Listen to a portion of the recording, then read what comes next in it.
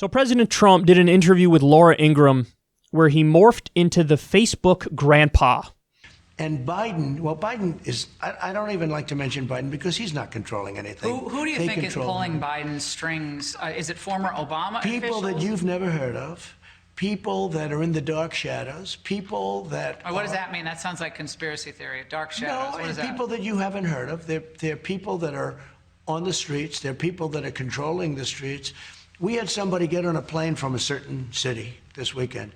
And in the plane, it was almost completely loaded with thugs wearing these dark uniforms, black uniforms with gear and this and that. They're on a plane. Where's this? I'll tell you sometime, but it's under investigation right now. But they came from a certain city, and this person was coming to the Republican National Convention.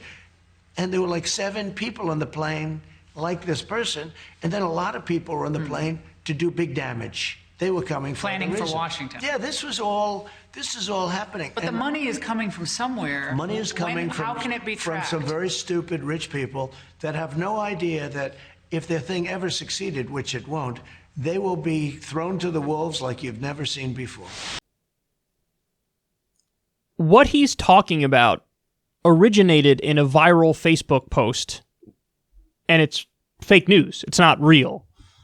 Talking about how Antifa is sending people around the country, in groups to small town America.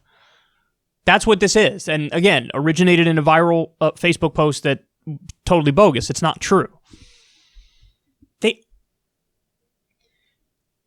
He really is acting like there was Antifa Airlines. And the idea that they're highly organized and coordinated, man, I got news for you. The left is never like that. Ever. Ever. I wish the left was like that. We're not. The left is so disorganized, so scatterbrained.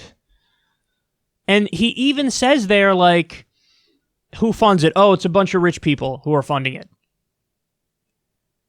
When you look at all the things happening in the streets, you really think that's all of them are on George Soros's payroll? Is that what you think?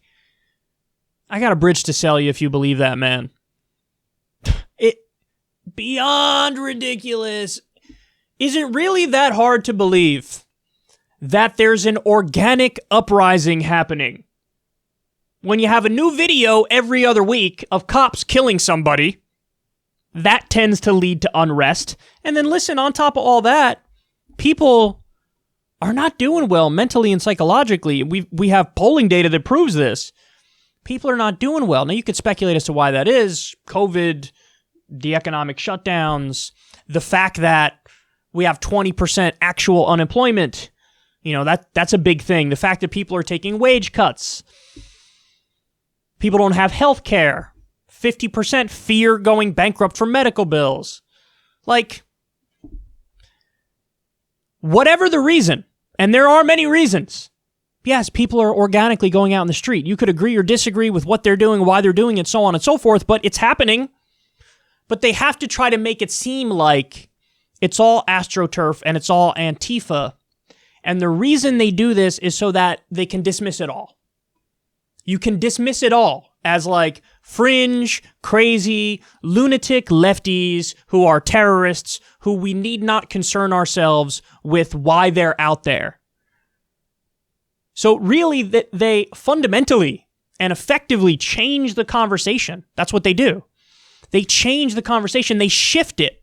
And they end up coming up with conspiracy theories and only saying 80,000 times over, rioting bad, looting bad, rioting bad, looting bad. And of course, the Democrats follow them right down that path.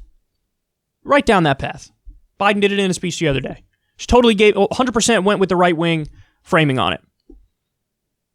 Isn't it amazing we've gotten to a point where people could be out there in the streets and we could have serious social unrest and there's pretty much no conversation about the roots of it and why it happened, how it happened, what the solutions would be? Now we get none of that. We get nothing but moralizing and finger wagging at them all day. And we get Trump acting like Antifa is all funded by George Soros And, they're highly organized. They're taking a plane. They're all wearing their black clothes. Again, this is the Facebook grandpa. This is a guy who reads a right-wing meme and immediately thinks it's correct and would argue with you if you say, that's not exactly right. This is who's running the country. A viral Facebook post, which was fake news, convinced the United States of America, and now he's out there casually talking about it, as if there's Antifa Airlines, as if they're so organized, as if they they're in some underground lair looking at the map of the United States and pinpointing where they're going to go next. Where are we going to go in small town America? What Republican cities are we going to go to next in order to cause chaos? Or maybe that's not happening. They're not organized. The uprisings are organic, agree or disagree with them. And maybe cops should stop killing people. And maybe you should start cutting some more stimulus checks and do universal basic income.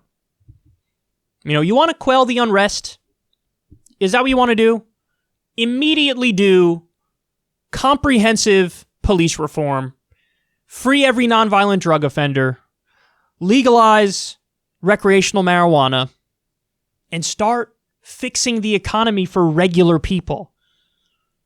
I'm telling you, if you do stuff like that, yes, you'll start seeing these uprisings dwindle. But if you don't do that, it's only going to lead to more and more unrest, and it ain't going to stop. And it doesn't matter how much you want to blame it on George Soros or Antifa Airlines, it ain't going to go away.